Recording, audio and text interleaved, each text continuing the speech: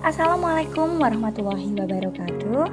Saya Lia Hasti Susanti Cikipe, Angkatan 7 dari Kabupaten Pati. Pada video kali ini saya akan menyampaikan koneksi antar materi, kesimpulan, dan refleksi modul 1.1 Filosofi Pendidikan Ki Hajar Dewantara. Berikut ini saya sampaikan konsep pembelajaran dan murid sebelum mempelajari modul 1.1. Yang pertama, sebelumnya saya merasa kurang perlu dalam mengenal karakter murid, mengetahui kelebihan dan kekurangan mereka, dan menganggap mereka dapat menerima materi pembelajaran dengan cara yang sama. Yang kedua, murid adalah objek pembelajaran. Murid cukup menerima materi yang disampaikan guru tanpa harus berperan aktif dalam kegiatan-kegiatan diskusi, bermain peran, dan sebagainya. Yang ketiga, konsep pembelajaran yang diterapkan masih monoton dengan banyak metode ceramah. Saya belum banyak memberikan contoh kontekstual dalam kehidupan sehari-hari murid. Hanya menyampaikan konsep dengan sedikit memahamkan mereka dengan kondisi nyata dalam kehidupan. Keempat, saya merasa kurang perlu untuk aktif melibatkan mereka dalam pemanfaatan teknologi dalam proses pembelajaran.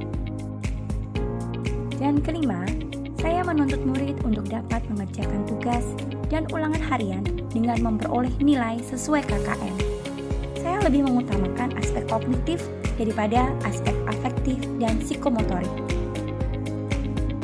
Selanjutnya, perubahan dari pemikiran atau perilaku saya setelah mempelajari modul 1.1.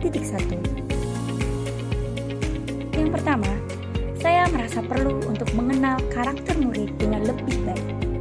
Setiap individu memiliki keunikan masing-masing. Dengan mencari tahu kelebihan dan kekurangan mereka, saya dapat menentukan strategi pembelajaran yang tepat untuk mereka. Kedua, sesuai dengan tujuan pendidikan Indonesia, yaitu mencerdaskan kehidupan bangsa dan mengembangkan manusia Indonesia seutuhnya, maka saya merasa perlu untuk menempatkan murid sebagai subjek pembelajaran. Pembelajaran yang memanusiakan manusia, di mana murid harus berperan aktif dalam mengkonstruksi pengalaman belajar untuk mengembangkan kemampuan kognitif, afektif, dan psikomotorik mereka. Ketiga, bahwa kodrat anak adalah bermain. Saya merasa perlu untuk dapat menciptakan pembelajaran yang menyenangkan, kreatif, dan inovatif dengan memanfaatkan berbagai media pembelajaran yang interaktif.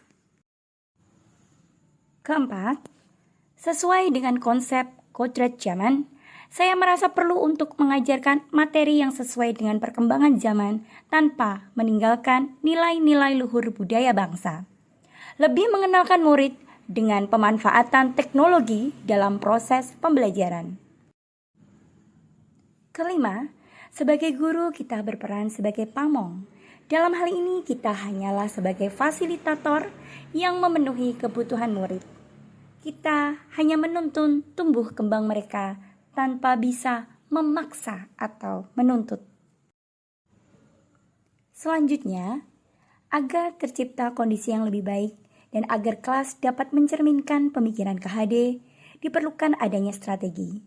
Berikut ini strategi-strategi yang saya terapkan di kelas saya.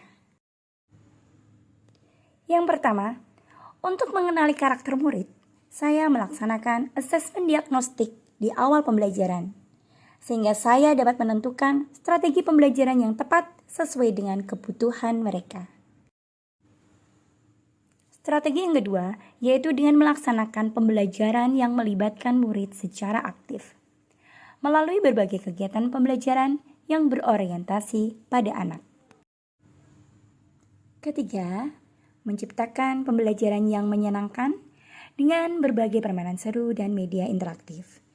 Memberikan contoh kontekstual dalam kehidupan sehari-hari dalam memahamkan materi, sehingga dapat menciptakan long-term memory. Keempat, Membekali murid dengan kecakapan hidup sesuai dengan perkembangan zaman, mengajak mereka untuk aktif menggunakan teknologi dalam proses pembelajaran, mengenalkan batasan-batasan baik dan buruk, sehingga mereka dapat memfilter nilai-nilai yang sesuai dengan budaya kita. Dan strategi yang terakhir yaitu dengan mendorong mereka aktif dalam berbagai kegiatan ekstrakurikuler, menuntun untuk mengenali bakat minat mereka dan mengembangkan kecakapan yang mereka miliki.